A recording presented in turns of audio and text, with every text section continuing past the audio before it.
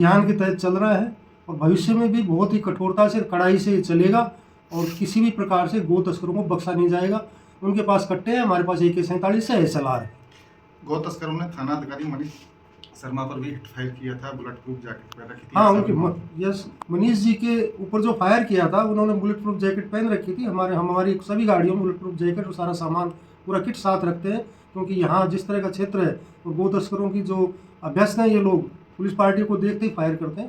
तो उन्होंने जो फायर किया उनके बिल्कुल छाती पे उसमें BP जैकेट में लगा है, जिसे जब्त कर लिया गया है। पिछले कुछ महीनों में पुलिस ने जो काम किया था उससे गो तस्करी पर काफ़ी अच्छी लगाम लगी हुई थी, लेकिन कुछ चुनाव के समय से और कुछ साइबर अपराध की कार्रवाइयों के दौरान अत्यधिक व्यस्तता का फ़ायदा उठाकर अभी हाल ही में कुछ शिकायतें गो तस्करी की प्राप्त हुई थी।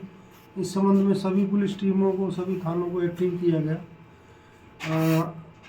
थाना जुरेरा का बहुत हार्डन क्रिमिनल है महमूदुर बोहला, जो कि चानिया की गांव का रहने वाला है, और इसके खिलाफ करीब कुल 19 प्रकरण दर्ज हैं, जिनमें 90% से ऊपर जो है वो इसके गो तस्करी के और गोवध के ही हैं।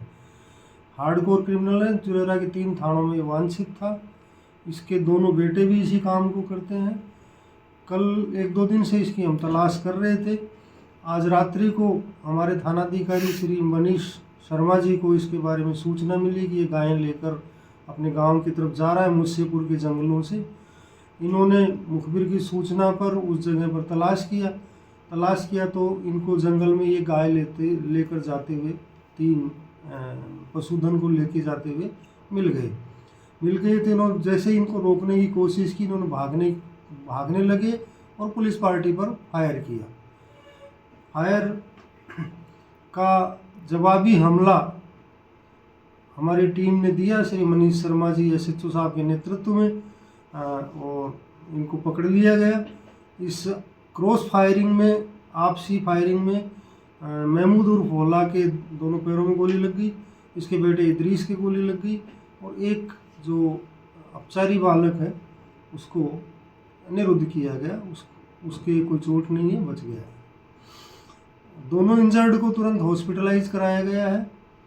इनके कब्जे से 2 315 बोर के कट्टे, खाली कारतूस, जिंदा कारतूस और एक 12 बोर का कट्टा बरामद हुआ है। ये सब रेंज IG राहुल प्रकाश साहब के नंदी प्रहार अभियान के तहत चल रहा है और भविष्य में भी बहुत ही कठोरता से, कड़ाई से चलेगा और किसी भी प्रकार से गो तस्करों को बख्शा नहीं जाएगा।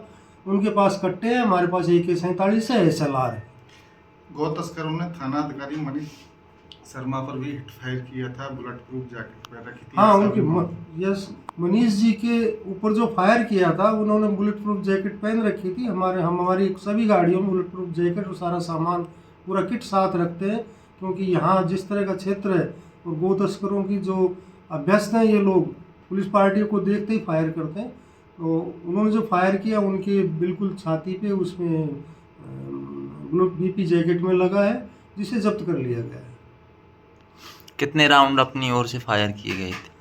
पुलिस पार्टी की तरफ से 3 लोगों ने फायर किया, जिनमें मनीष शर्मा जी ने 8 फायर किए, 4 फायर 2 और लोगों ने किए। बदमाशों की तरफ से कितने फायर हुए?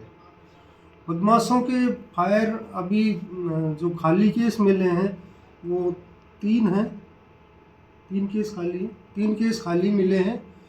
और रात्रि का समय है, मिट्टी में केस दब गए होंगे, जो एग्जैक्ट कुछ नहीं बताया जा सकता। उन्होंने कितने का अंधाधुंध फायरिंग की बात निकल कर सामने आई है। हाँ, अंधाधुंध फायरिंग करते हैं, बिल्कुल अंधाधुंध फायरिंग की है और करते भी हैं। गोवंश कितने मुक्त कराए गए थे? 3। FSL वगैरह? हाँ, मौके पर मोबाइल फॉरेंसिक यूनिट को बुलाया गया, जिसको हम करीब हर मामले में बुलाते हैं, ऐसे में उनको बुलाया गया। कल पहाड़ी में बुलाया था, आज यहाँ में बुलाया। कितने बजे से कितने बजे तक ऑपरेशन चला है ये रात्रि 12 से करीब 4-5 बजे तक इनकी कार्रवाई चलती रही है। तलाश और फिर कार्रवाई, फिर उनको हॉस्पिटलाइज कराना, बरामदगी करना, गोवंश को गौशाला तक पहुँचाना।